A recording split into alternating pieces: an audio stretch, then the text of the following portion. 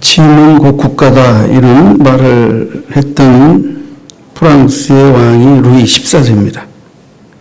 그는 5살 때 왕이 돼서 1715년까지 72년간이나 왕이 있었어요. 그는 왕이 있을 때 아주 굉장한 국력을 떨쳤던 왕입니다. 그는 프랑스의 베르사유 궁전, 루브르 궁전을 건축한 그런 왕이죠.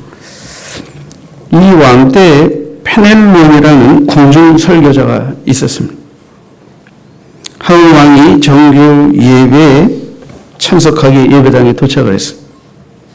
그런데 예배당에는 페넬론 한 사람뿐이고 모두 자리가 비어 있었습니다. 이상이 여긴 왕이 물었습니다. 이 텅 빈 예배당은 무엇을 의미하는 것이냐? 페넬론의 대답이 이러했습니다. 저는 오늘 예배에 왕께서 참석을 못하신다고 광고를 했습니다. 왜냐하면 누가 진정으로 하나님을 예배하러 오고 누가 왕께 아첨하려고 하는지 친히 보시도록 하기 위함이었습니다.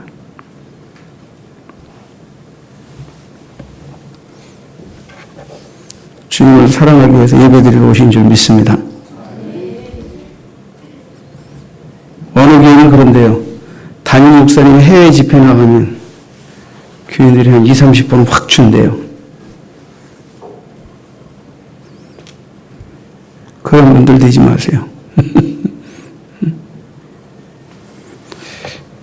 저도 공업 시절에 지간이 소위 시절에 예수 믿고 이곳저곳을 다니면서 신앙생활을 안 했더라고요. 그래서 저랑 만나서 많은 얘기를 하면서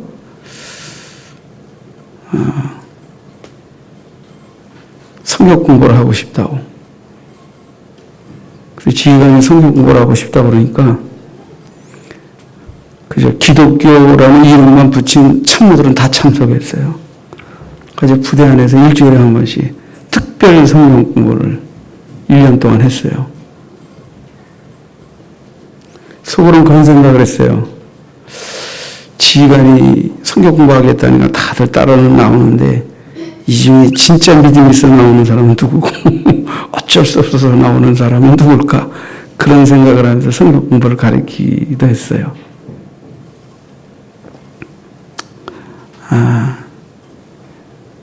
그게 군대교회에만 있는 특징이에요. 지휘관이 믿으면. 그리고 지휘관이 교회 나오면 교회가 확 부흥돼요. 근데 지휘관이 안 믿으면 확 줄어요. 그리고 대충 믿는 분들은 주일날 뭐 골프장으로 테니스장으로 다 돌아요. 참 여러분 누구 때문에 누구를 의식해서 그게 아니고 주님을 사랑하고 믿기 때문에 주님의 변화와 예배해야 할 줄 믿습니다. 다윗은 지난주에 이어서 말씀을 드립니다만 다윗은 하나님 모든 것을 아신다. 특별히 하나님이 나의 모든 것을 아신다는 것을 자기도 안다는 것을. 여기에 우리의 믿음의 실체가 여기에 있어요. 하나님을 알고 하나님이 나에 대해 아는 것을 내가 알게 되면 하나님을 신뢰하게 되고 믿고 따를 수 있게 되는 것입니다. 자, 오늘은 시편 139편을 통해 다윗의 고백적인 증거 4가지를 나누기로 하는. 첫째,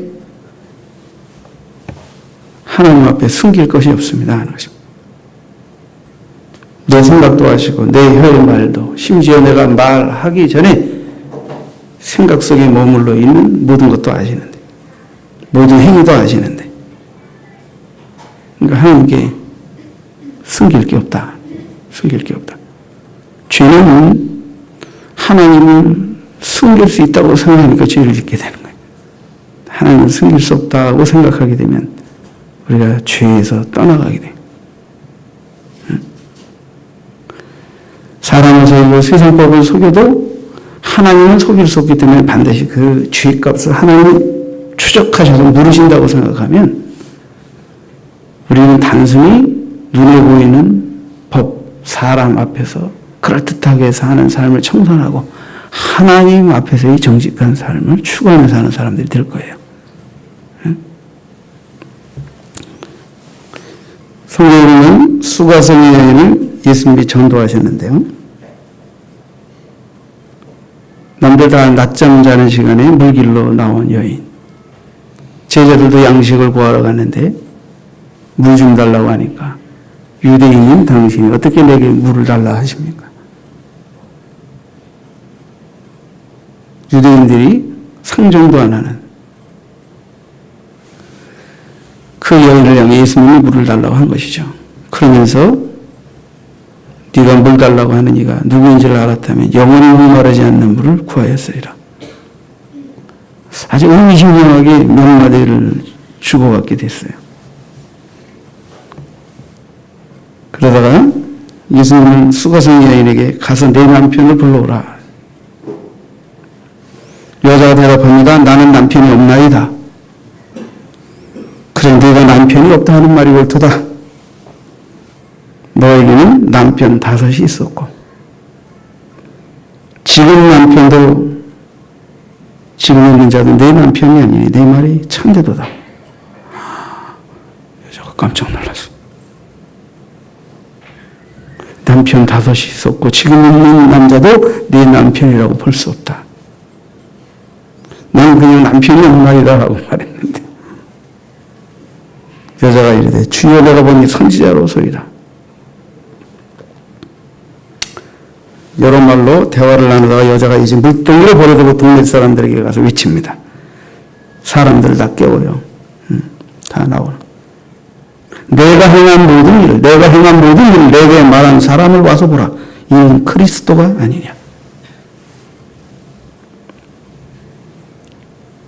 처음 만난 그분이 나에 대해 전혀 아무것도 알 수 없는 그분이 나의 가장 깊숙한 비밀을 알고 계셨다 하는 거예요. 그가 그리스도가 아니면 누구냐?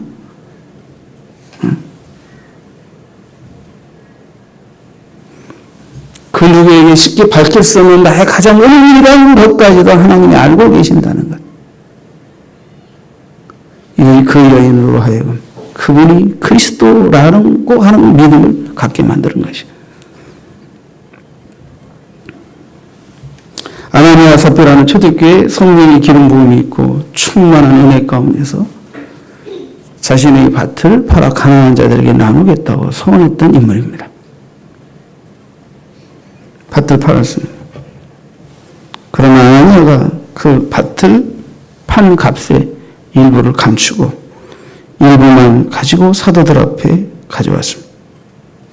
베드로 사도께서 아나니아에게 어찌하여 사탄이 내 마음에 가득하여 내가 성령을 속이고 땅값 얼마를 감추느냐. 땅이 그대로 있을 때에는 내 땅이 아니며 판호도 내 마음대로 할 수가 없더냐. 어찌하여 이 일을 내 마음에 두느냐. 사람에게 거짓말한 것이 아니요 하나님께로다. 하나님께로다. 베드로 사도는 성령의 지각으로 아나니아의 속임을 드러내었어요. 성령을 속이는 것은 하나님을 속이는 거다. 그러지 말라. 그가 그렇게 성령을 속이고 하나님을 속여서 그 영혼이 떠나가 사람들이 그 시신을 메고 장례를 치러 가고 서너 시간이 흘렀는데 그 아내가 또 옵니다. 베드로가 물습니다. 땅값 한 것이 이것뿐이냐? 이것뿐입니다. 정말 어찌 너희는 함께 꾀하여 주의 영을 시험하려 하느냐? 여러분, 나이가 들면 부부가 서로 닮아져 가요. 아시죠? 자꾸 많이 쳐다보니까 생긴 것도 닮아가도 성격도 닮아가. 근데 제가 제발 부탁하는 거 하나. 좋지 않은 거 닮아가지 마세요. 속이는 거, 꿰쓰는 거, 인생을 얄팍하게 사는 거, 비판적인 거, 왼쪽 쪽으로 서로 닮아가지 마세요. 서로 거룩하게 변하는 것을 서로 닮아가세요.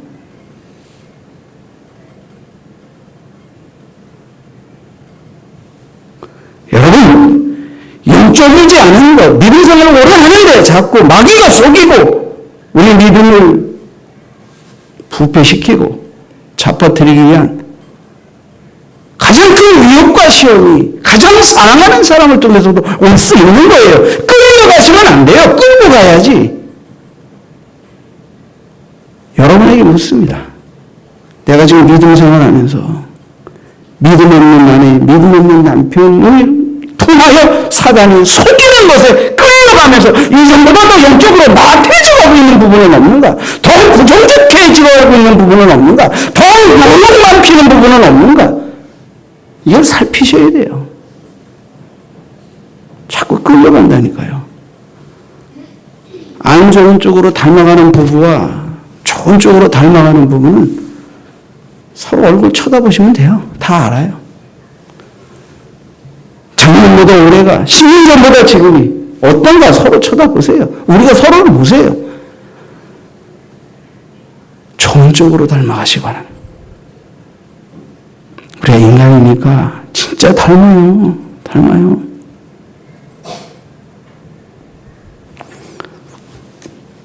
부부라는 게 그래요. 오래 살면 남편이 말하든 아내가 말하든 맞든 틀리든 진리든 거짓이든 무조건 믿어줘야 되는 의무감이 생겨버려요.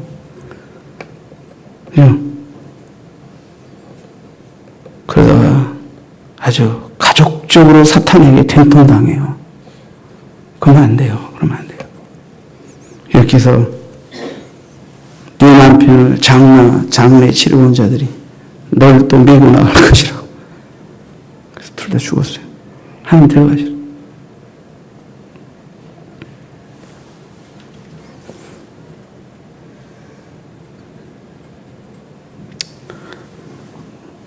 이스라엘 백성들이 하나님의 축복 속에서 여리고를 정복하고 여리고의 모든 전쟁의 노예물은 하나님께 바치라고 하셨어요.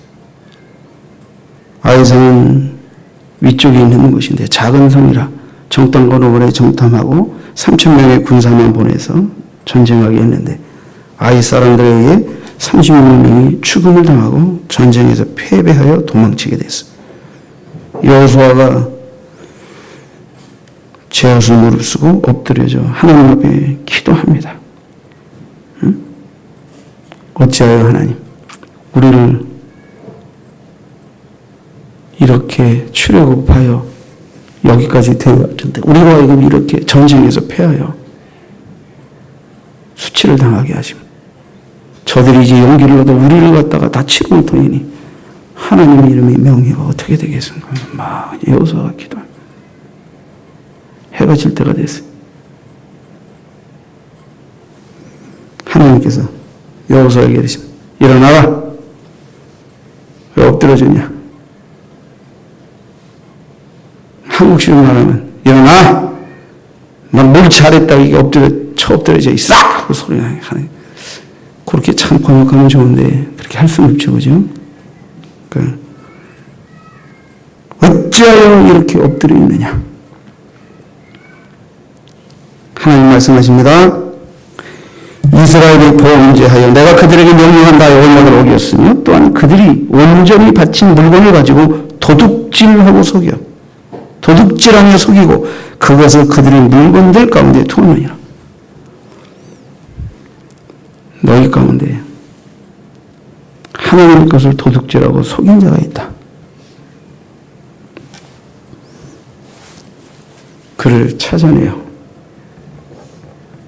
벌하라고 주님 말씀하셨습니다. 그래서 온 지파들을 불러 모으고 여호수아가 제비를 뽑습니다. 지파들의 제비를 뽑았더니 유다 지파가 뽑혔고 유다 족속만 모이게 했더니 세라 족속이 뽑혔고 세라 족속만 모여서 간 남자를 오게 했더니 거기에 삽디가 뽑혔고 삽디 가족의 남자들을 불러 모아 제비 뽑았더니 유다 지파 세라의 증손 삽디의 손자 갈미의 아들인 아간이 뽑혔다. 아간이 뽑혔다. 하나님은 이스라엘의 60만 장정 가운데 하나를 제비뽑기로 뽑아내셨습니다.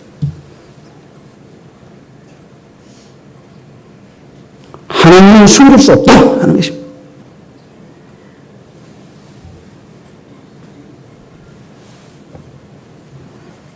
그때 당시에 무슨 우리 양심을 측정하는 기도를 있는 것도 아니고,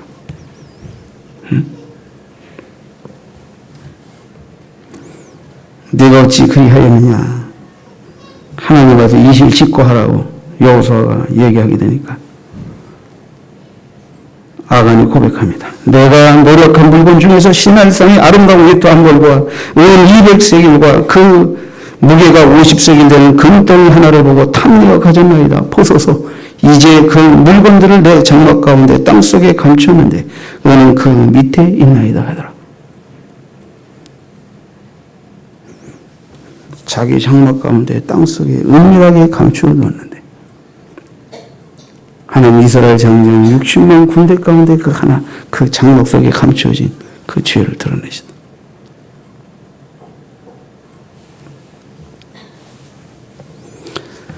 여러분, 하나님 모든 것을 아십니다.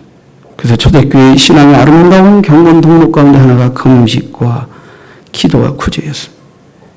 그때 외식하는 자들은 기도할 때, 금식할 때, 구제할 때 다 나팔을 불며 사람들 앞에서 내가 이렇게 기도한다고 사람들 많은 데서 두 손 들고 기도 나팔을 울리면 기도하고 구제 나팔을 울리면 사람들 보란 듯이 또 그것도 지표를 줄 수 있는 것도 동조로 많이 바꿔갖고 막 갖다 떨어뜨리고 금식할 때 금식한다고 더 흉악한 얼굴로 내가 금식 기도하는 것처럼 본다고 자꾸만. 예수님은 사람에게 보이려고 지금 기도와 금식과 구제를 왜 하는 거냐 이게. 신앙생활이 지금 무엇 때문에 하는 거냐 이게. 하나님 앞에서 하나님이 보실 때 올바른 신앙생활을 해야지. 사람에게 나를 의롭게 보이려고 하는 네 상을 벌써 다 받았다.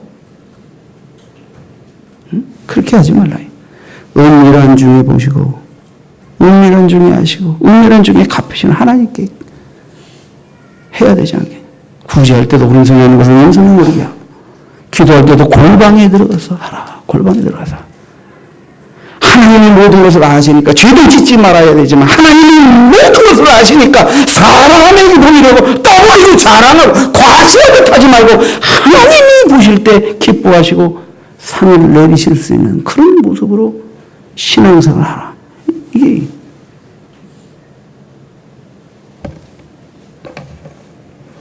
다윗은 그래서 하나님께는 숨길 것이 없습니다. 두 번째 다윗의 고백적 증언은 뭐냐면 숨을 곳도 없습니다. 여호와를 피하여 도망갈 곳도 없습니다. 시편 139편 7절 이하를 보니까 내가 주의 영을 떠나 어디로 가며 주의 앞에서 어디로 피하리까. 하늘에 올라갈지라도 거기 계시고 수월에 내 자리를 펼지라도 거기 계시니이다. 내가 새벽 날개를 치며 바다 끝에 가서 거주할지라도 거기서도 주의 손이 나를 인도하시며 주의 온손이 나를 붙드시리이다. 이는 하나님께 니느웨로 가서 전하라는 전령으로 부름을 받았지만 니느웨의 민족적 원한 관계가 있어서 그는 다시스로 가는 배를 타고 니느웨로 가는 길을 거절했습니다. 하나님께서 그 배에 사나운 풍랑을 불게 하셨습니다. 사람들이 풍랑을 해치려고 선장과 선원들이 노력을 했는데도 뭐 이 풍랑이 삼킬 것 같아요. 뭐 어쩌지 못해요. 그러니까 물건들을 무거운 물건들을 다 바다에다 투척합니다. 그런데도 죽을 것 같아요.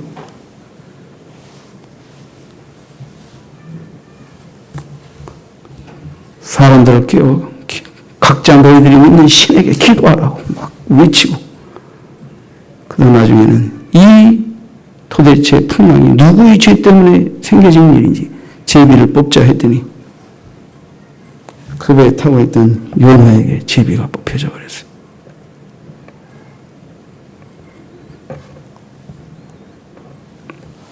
사람들이 묻습니다.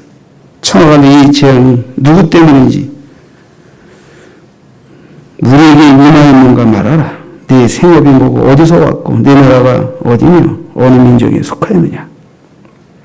요나가 대답하면 나는 히브리 사람이요 바다와 육지를 지으신 하늘의 하나님 여호와를 경외하는 자로라. 자기가 여호와의 얼굴을 피함인 줄을 그들에게 말하였으므로 무리가 알고 심히 두려워하여 이르되 네가 어찌하여 그렇게 행하였느냐. 내가 여호와의 얼굴을 피하였기 때문에 이런 일이 생겼다. 우리가 어떻게 했으면 좋겠냐. 날 바다에 던져라. 범인은 나니까 날 던져라. 그럼 너희는 살 것이다.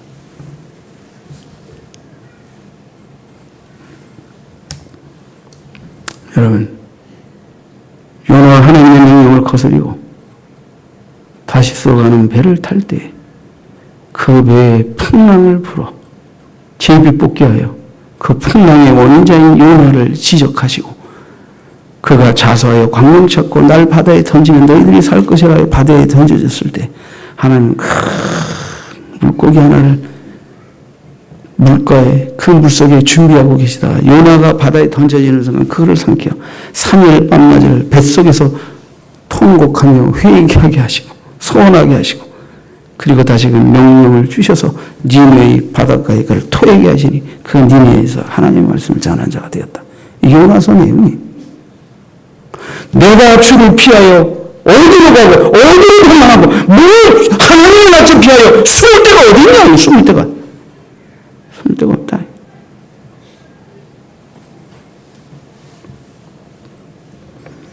세 번째 다윗의 고백적 증거는 내 체질도 아십니다.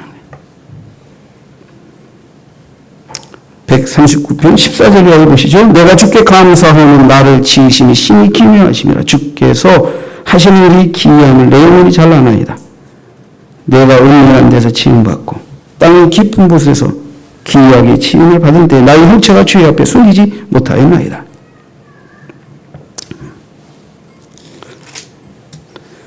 (13절에는) 주께서 내 내장을 지으시면 내 신장을 지으시면 나를 모태에서 자궁에서 나를 만드셨나이다. 여러분, 아담과 하와 하나님이 흙으로 빚으셔서 지으셨지만 우리는 부모의 씨를 받아 자궁에서 잉태되어 자라나게 하시는데 다윗이 뭐라고 고백합니까?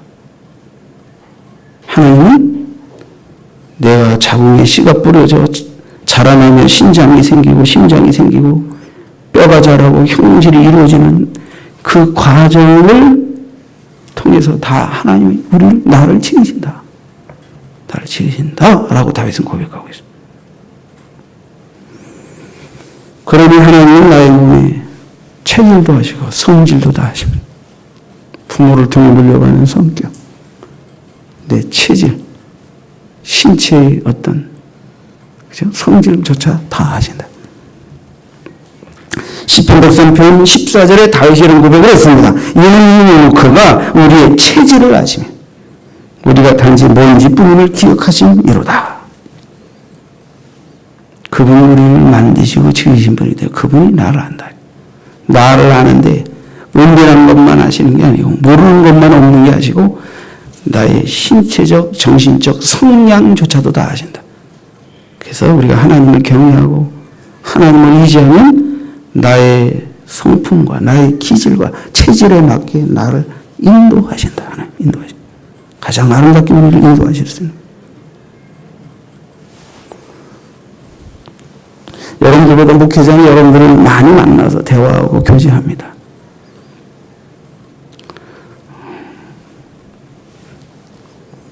진짜 목회 30년 했는데도 아직도 다 사람을 모르겠어요.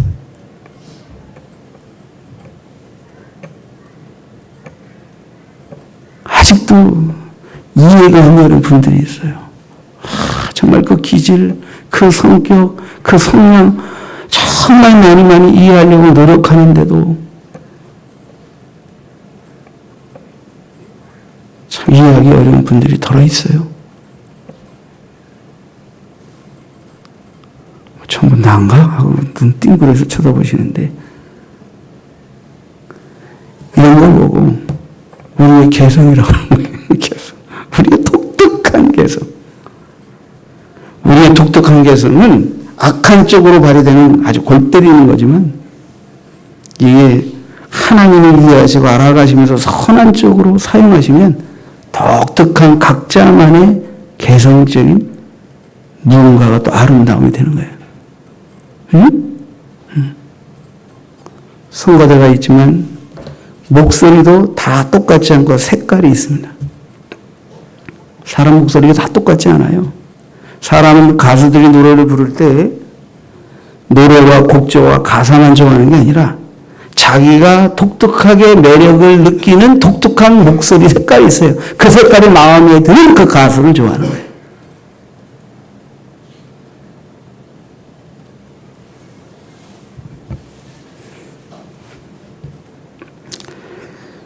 여러분, 야곱은 12아들을 낳았습니다. 그가 죽기 전에 하나님께서 그 12아들을 축복하라고 하셨어요. 그래서 예언했습니다. 그 예언의 내용이 창세기 49장 1절에 나오는데, 맏아들 루벤은 내 장자여 능력이요 기력이 시작이라 위풍이 월등하고 권능이 탁월하지만 물이 끓음 같았다.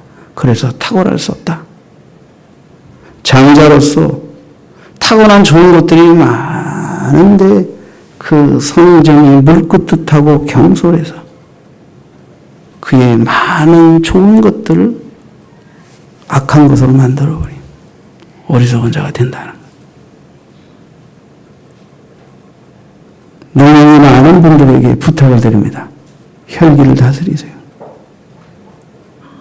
내가 능력이 많은 것은 좋고 적극적인 것은 좋고 그렇지만 혈기를 다스리지 못해서 남의 영혼을 해치거나 인격을 짓밟거나 다치게 하게 되면 나의 많은 선한 것들이 깨어지게 됩니다. 이 로맨을 통해 배워야 하는 거예요. 시므가로는 폭력적인 사람들이었습니다. 그들은 분노, 혈기가 왕성해서 그 노염과 분기가 맹렬해서 하나님은 그 두 집합 사람들 한 군데 뭉쳐서 살지 않게 하시고 쫙쫙쫙쫙 찢어서 12지파가 사는 지역에 나누어서 살게 하셨어요. 얘들은 너무 혈기가 방장해서 뭉치면 일낼까봐. 하나님은 선한 쪽으로는 뭉치게 하시고 악한 쪽으로 사단의 도구가 되어 당을 지어서 교회를 대적하고 하나님을 대적할 때는 그걸 찢으십니다. 그래서 원래 남을 해치고 혈기가 강하고 노여움이 강한 사람들은 그 사람 곁에 사람을 붙여주시지 않습니다. 왜 붙이면 자꾸 일을 내니까 쫙쫙쫙쫙 찢어서 홀로 내비두시는.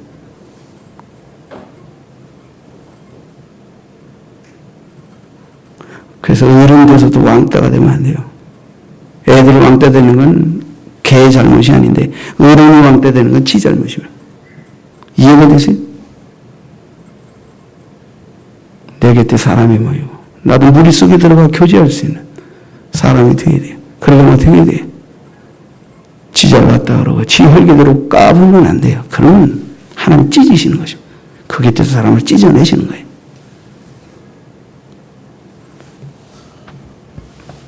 유다는 네 손이 원수의 목을 잡을 것이라. 유다는 혈기에 지 마음에 안 드는 자를 죽이는 자가 아니고 하나님의 원수를 자기의 원수로 알아서 목을 잡는다. 그에게서는 규가 왕의 홀이 떨어지지 않을 것이라. 유다는 장차 이스라엘의 왕권을 물려받는 지파가 될 것을 예언하고 있습니다. 자기 혈기를 따라 멋대로 행동하는 사람과 하나님의 원수를 자기 원수처럼 생각하고 하나님을 경외하고 사랑하고 하나님의 이름의 명예를 위하여 희생하고 헌신할 줄 아는 유다는 이렇게 지도자로서 하나님 앞에 세움을 받았던 것입니다.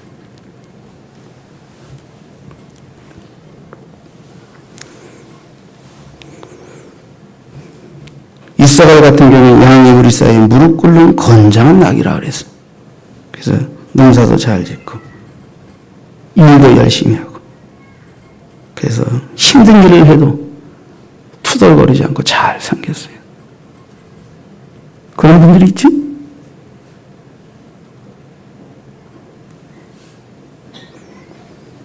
다는 길섭의 뱀이요 새끼의 독사라. 그래서 그들은 많은 사람들을 엎어지게 만드는 자예요. 이스라엘 12지파가 하는데 그래서 뿌리가 뽑힌 지파가 다 한 지파입니다. 뱀 같고 독사 같다. 남을 해치는 자예요. 사탄이 도구가 돼서 남의 생명을 해야, 자기도 안 믿을 분들은 남을 해야 할 수 있는, 하나님이 그냥 두실 수 없는 자예요. 갓은 군대의 추격을 받으나 도리어 뒤를 쫓으리로다. 그래서 갓 지파에서 용감한 용사들이 많이 나왔습니다. 다윗의 야인 군대 장군 등에는 갓 지파 출신들도 모여들었습니다. 요셉은 생계 때 무서운 가지라 그 가지가 담을 넘어도다. 그가 어떤 축복을 받을까를 말하는 것이죠. 활 쏘는 자가 그를 학대하고 적개심을 가지고 그를 쏘았으나 요셉은 어려서부터 얼마나 많은 형제들의 미움과 증오 속에서 위험한 일을 겪었습니까? 그러나 요셉의 활은 오히려 굳세고 그 팔에 힘이 있다. 하나님 오랜 시련과 고난 속에서 연단하시고 보복할 힘, 심판할 힘을 그에게 주었지만 그는 개인적인 원한과 감정으로 자기 힘을 남용하지 아니하고 오히려 용서와 긍휼로 그리스도의 사랑을 베푼, 하나님의 사랑을 베푼 사람이 요셉이었습니다. 큰 그릇이죠, 그러니까. 큰 그릇. 그러니까 큰 그릇이 되려면 어떻게 해야 돼? 주님의 마음, 아버지 마음을 닮아야 돼. 아버지 부름의 목적과 뜻을 갖고 내 인간의 원한과 감정이 한계를 뛰어넘어 주님의 선물을 이루는 자로서 인격적으로 변화되고 영적으로 성숙되어져서 주님의 뜻을 받드는 자가 되는 게 요셉. 그러니까 축복을 받아도, 연단을 받아도 성질이 못되고 인격이 파괴되고 욕심이 깨어지지 않고 사악한 감사한 마음들이 깨어져 나가지 않으면 교회와 영혼을 섬기는 사람이 될 수 없는 것입니다.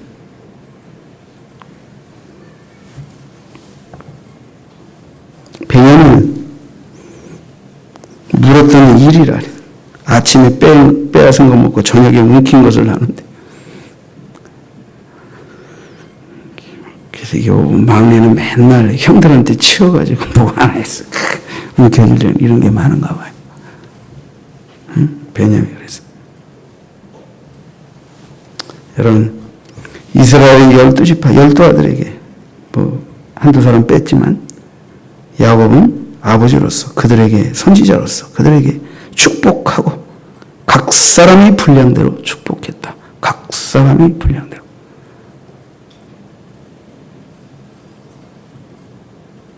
그러니까 우리가 각 사람의 분량대로 하나님의 복을 받습니다. 근데 이 복을 아름답게 받고 누리고 영광 돌리려면 사도 바울께서 한 말을 잊지 말아야 합니다. 그릇을 깨끗이 해야 합니다. 큰 그릇, 작은 그릇이기 전에 정결한 그릇이 돼야.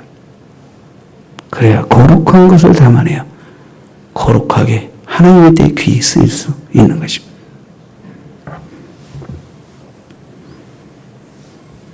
열두 제자도 다 다르죠. 베드로는 자기 열심과 의리적 기질이 강했어요. 그래서 까불고 앞서다가 넘어졌지만 그래도 돌이키고 회개하여 제자들의 리더가 되어 충성했습니다. 유언은 우리의 아들이라는 별명이 있었지만 후에 그는 사랑의 사도로 일컬어졌습니다.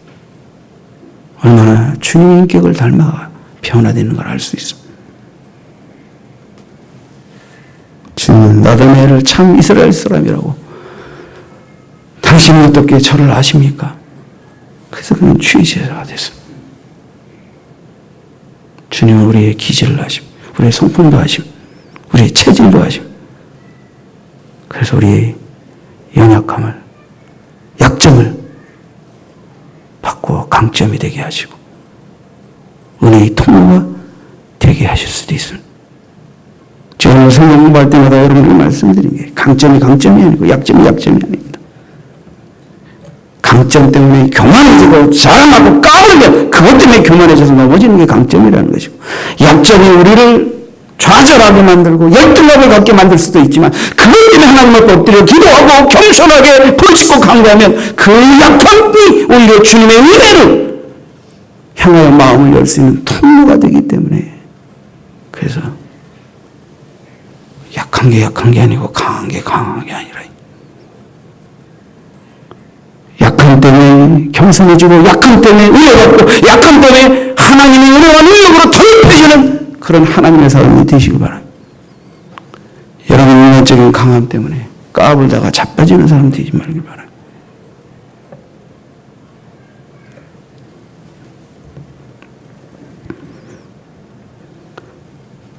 다윗이 네 번째 마지막 증언적 고백입니다.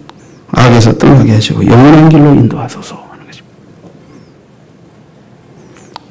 맨 마지막 두 구절을 보시죠. 139편 23, 24절. 자, 하나님이 나를 살피사 내 마음을 아시며 나를 시험하사 내 뜻을 아옵소서. 자, 나를 살피사 내 마음을 아신다. 이 살핀다는 말은 내 마음을 찾는다. 시험한다. 그런 뜻입니다. 그러니까 하나님께서 자세히 세밀하게 보신다는 거죠. 나를 살피사 내 뜻을 아옵소서. 이건 검사한다는 겁니다. 자세히 본다. 그러니까 사실은 나를 살피사 내 마음을 아신다는 말이나 나를 시험해서 내 뜻을 아옵소서라는 말이나 다 시적인 표현으로 똑같은 말입니다. 사실. 그러니까 하나님 왜 내 마음을 내 뜻을 하나님이 아셔야 되냐면 그게 마지막 절에 나옵니다. 내게 무슨 악한 행위가 있나 보시고 나를 영원한 길로 인도하소서. 내게 악한 행위가 있으면 영원한 길로 갈 수가 없잖아요. 그러니까 악한 행위를 꺾어버리고 영원한 길로 가야 될 텐데. 근데 원문상으로는 이 행위나 길이 똑같이 단어가 똑같아요. 길, 행위, 행동, 양식 이런 걸 뜻해요. 그래서 사실 번역은 영원한 길로 번역을 했으니까 앞부분도 악한 길로 번역하는 게 더 매끄럽죠. 그죠? 앞이 행위로 번역했으면 뒤도 행위로 해든지. 보세요. 악한 길로 가지 말고 영원한 길로 갈 수 있도록 인도해 달라는 길이에요. 예? 악한 길이 아니고 영원한 길. 하나님은 모든 것을 아시고 그래서 하나님께 숨길 게 없고 도망갈 곳도 없으니까 내 연약함과 체질도 아시니까 솔직하게 나의 죄와 연약함과 부끄러움 있는 것들을 내어놓고 그것들로 인하여 하나님이 안 보시는 것처럼 하나님이 모른 척 해주신다고 생각하는 것처럼 나만 아는 거짓이고 비밀이라고 생각하는 것처럼 그렇게 그러다 사단의 울매에 빠져 악으로 죄로 끌려가는 자가 되지 말고 하나님 앞에 자수하여 광명 찾고 내 마음의 생각, 행위 말로 표현되지 않는 마음과 생각조차도 하나님이 다 하나님 앞에 검증되어서 그릇된 동기, 그릇된 마음, 그릇된 언행은 다 꺾어주시고 영원한 길로 인도해 주십시오. 다윗이 기도이자 고백인 것이죠. 사울은 왕으로 세움받았지만 그가 마음에 참된 하나님의 경외함과 순종의 동기를 가지고 하나님이 맡겨진 책임을 감당하는가 하나님의 테스트에서 몇 번이나 그는 불합격했습니다. 그는 불순종했습니다. 그는 하나님을 경외하지 않았습니다. 그는 진실된 순종도 하지 않았습니다. 그리고 진실된 회개도 하지 않았습니다. 그래서 하나님께 버림받았습니다.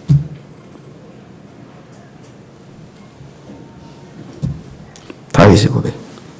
숨길 것도 없습니다. 피할 것도 없습니다. 내 체질도 다 아십니다. 그러니까 있는 모습 그대로 하나님께 솔직하게 다가가길 바랍니다.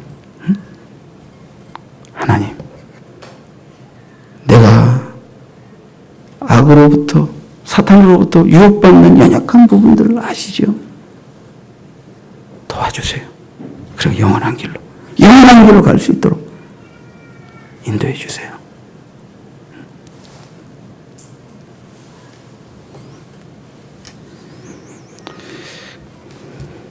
페르시아의 프레데데제라는 분이 있어요.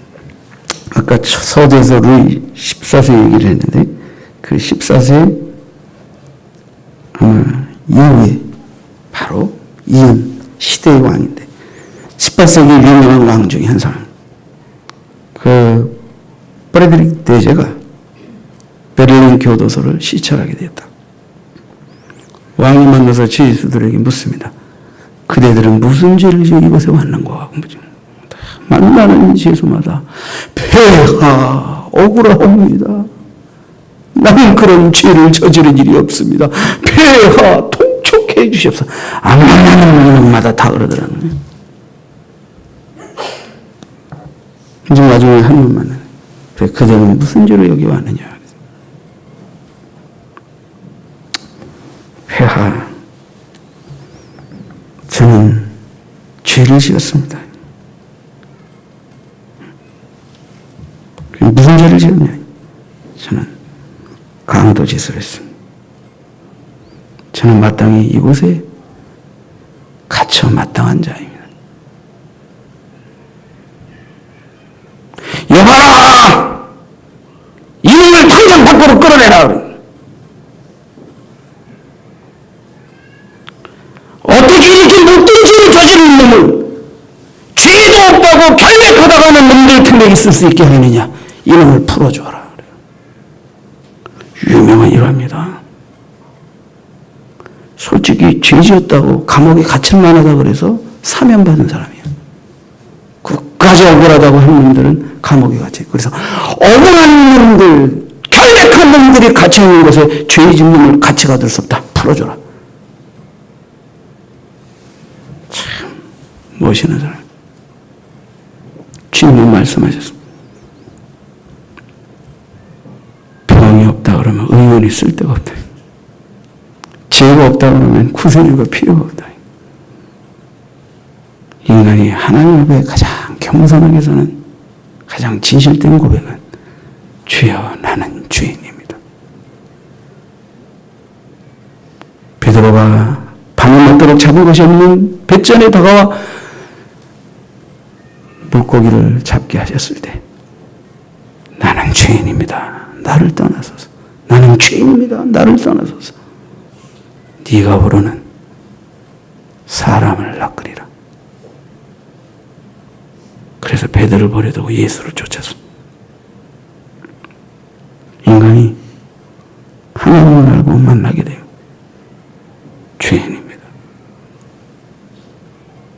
죄인이니까 예수의 대속의 피의 은혜가 필요하고 그 은혜로 용서받았으니까 갚을 길 없는 은혜인 줄 알고 정절로 주님을 믿으면서 지옥 갈 죄 명령을 죄도 용서받았으니 이웃의 작은 과실들을 관가하며 그런 것에 지나치게 민감하지 않으며 너그럽게 인생을 살아가게 되는 거예요.